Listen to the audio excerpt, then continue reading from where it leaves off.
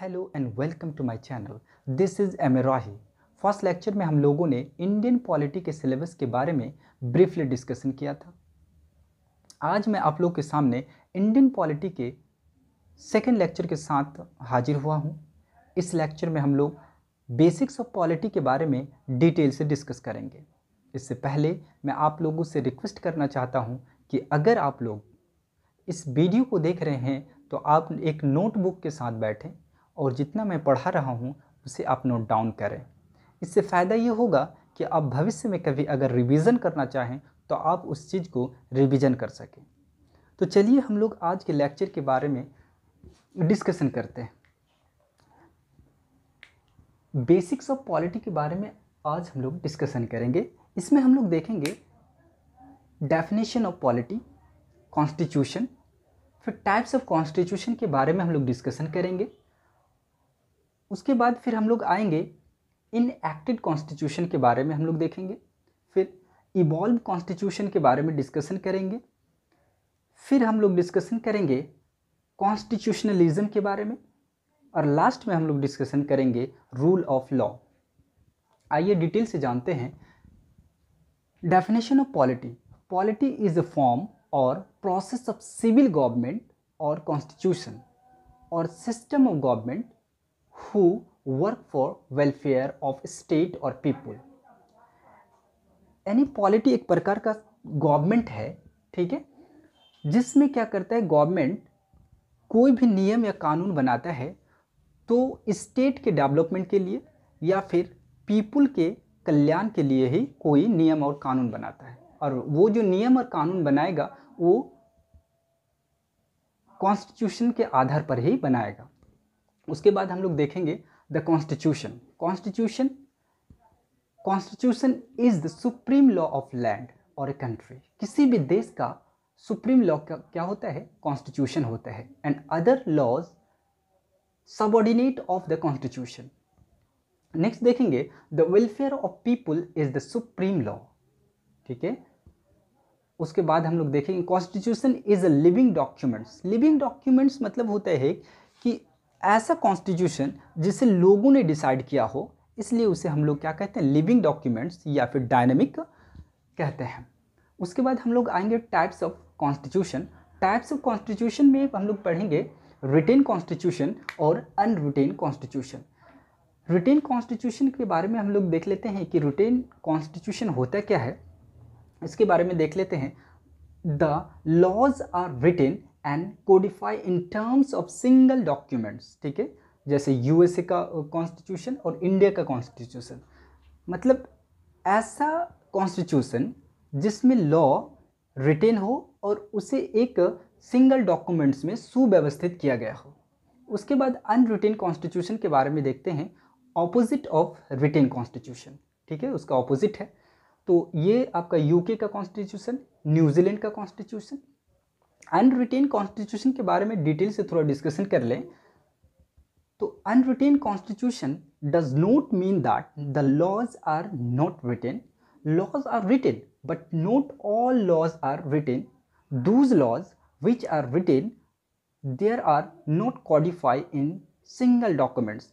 मतलब ऐसा नहीं है कि अनरिटेन कॉन्स्टिट्यूशन में टोटल के टोटल लॉज लिखे हुए नहीं है। कुछ लॉज लिखे हुए हैं बट उसे एक सिंगल डॉक्यूमेंट्स में कोडिफाई यानी सुव्यवस्थित नहीं किया गया है।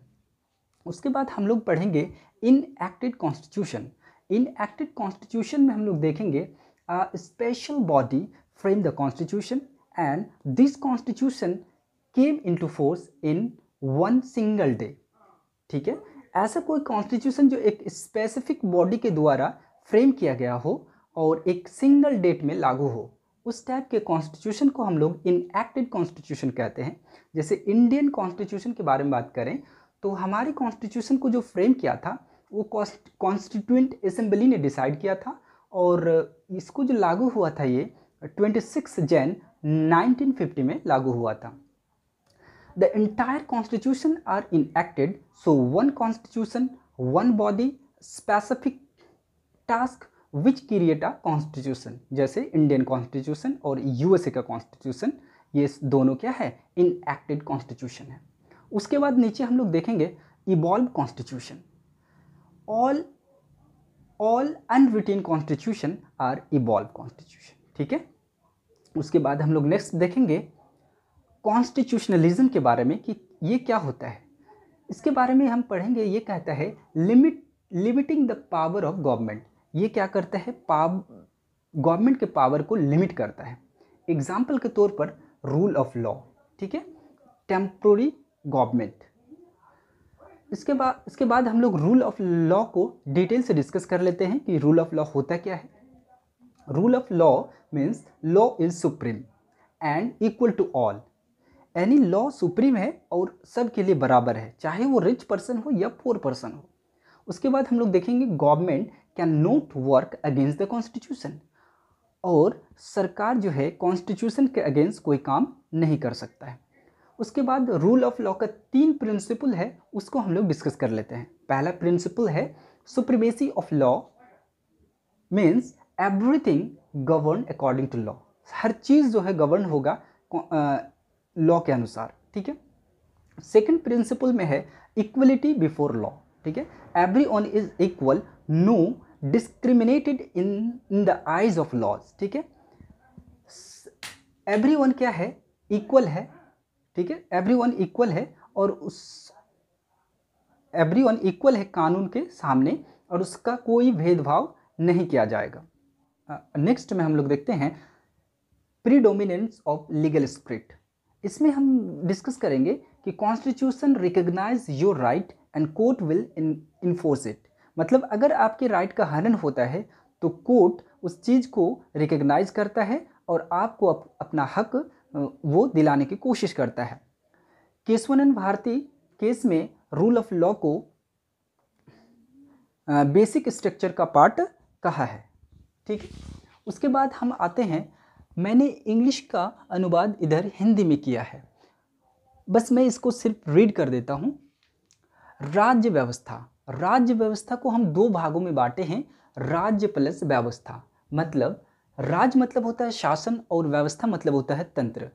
तंत्र मतलब होता है सरकार, और सरकार क्या क्या करते हैं, सरकार जो है जनता के कल्याण के लिए कोई भी काम या कानून बनाता है, और कोई काम या कानून जो बनाएगा वो संविधान के अनुसार बनाएगा। उसके बाद हम लोग राज्य व्यवस्था का परिभाषा देख लेते हैं। परिभाषा वह व्यवस्था जिसके तहत किसी देश की शासन व्यवस्था को सुचारू ढंग से संचालित किया जाता है, उसे राज्य व्यवस्था कहते हैं। नियमों और कानूनों का स्रोत संविधान है, ठीक है। और संविधान को हम 2 भागों में, संविधान वर्ड को जो है हम 2 भागों में डिवाइड किए हैं। जैसे सम प्लस विधान। सम मतलब होता है बराबर और विधान मतलब होता है कानून, ठीक है। नियमों एवं कानूनों का संग्रह या दस्तावेज जिसके आधार पर देश की शासन व्यवस्था को चलाया जाता है। संक्षेप में हम इसे देख सकते हैं इस संविधान को कि संविधान नियम और कानूनों का दस्तावेज है, ठीक है। उसके बाद संविधान के प्रकार में हम देखेंगे लिखित संविधान, अलिखित संविधान। लिखित संविधान देखेंगे, इसमें कानूनों को एक सिंगल डॉक्यूमेंट से सुव्यवस्थित किया जाता है, जैसे यूएसए का कॉन्स्टिट्यूशन, इंडिया का कॉन्स्टिट्यूशन। अलिखित संविधान के बारे में हम देख लेते हैं। लिखित संविधान का विपरीत होता है अलिखित संविधान, ठीक है। यूके, जैसे यूके का कॉन्स्टिट्यूशन, न्यूजीलैंड का कॉन्स्टिट्यूशन। अलिखित संविधान का मतलब ये नहीं कि कानून लिखे हुए नहीं हैं, लिखे हुए हैं पर सभी नहीं, लेकिन जो कानून लिखे हुए हैं वो सुव्यवस्थित नहीं है एक सिंगल डॉक्यूमेंट्स में, ठीक है। मतलब कि कुछ लिखे हुए हैं लेकिन एक सिंगल डॉक्यूमेंट्स में उसे सुव्यवस्थित नहीं किया गया है। यहाँ से उसके बाद हम लोग पढ़ेंगे इनएक्टेड कॉन्स्टिट्यूशन। नेक्स्ट हम लोग पढ़ेंगे इनएक्टेड कॉन्स्टिट्यूशन। एक विशेष संविधान सभा द्वारा बनाया गया एंड उसे एक विशेष समय में लागू किया गया, उसे हम इनएक्टेड कॉन्स्टिट्यूशन कहते हैं, जैसे इंडियन कॉन्स्टिट्यूशन और यूएसए का कॉन्स्टिट्यूशन। उसके बाद नेक्स्ट देखते हैं हम लोग इवॉल्व कॉन्स्टिट्यूशन। सभी अलिखित संविधान इवॉल्व संविधान है, ठीक है। उसके बाद हम लोग आते हैं संविधानवाद में। इसका अर्थ क्या होता है उसको देख लेते हैं। सरकार की सत्ता संविधान से उत्पन्न होती है तथा इसी से उसकी सीमा भी तय होती है, जैसे rule of law, temporary government. उसके बाद विधि शासन या कानून का शासन यानी रूल ऑफ लॉ। कानून रूल ऑफ लॉ कहता है कानून सर्वोपरि है तथा वह सभी के लिए समान रूप से लागू होता है। सरकार संविधान के विरुद्ध काम नहीं कर सकती है। रूल ऑफ लॉ के 3 सिद्धांत हैं, उसके बारे में हम लोग डिस्कशन कर लेते हैं। पहला सिद्धांत कहता है सुप्रीमेसी ऑफ लॉ, पहला सिद्धांत है, ये कहता है हर चीज कानून के अनुसार चलाया जाएगा। सेकंड कहता है कि कानून के सामने समानता, ठीक है, सभी लोग समान हैं, कानून की दृष्टि से भेदभाव नहीं किया जाएगा।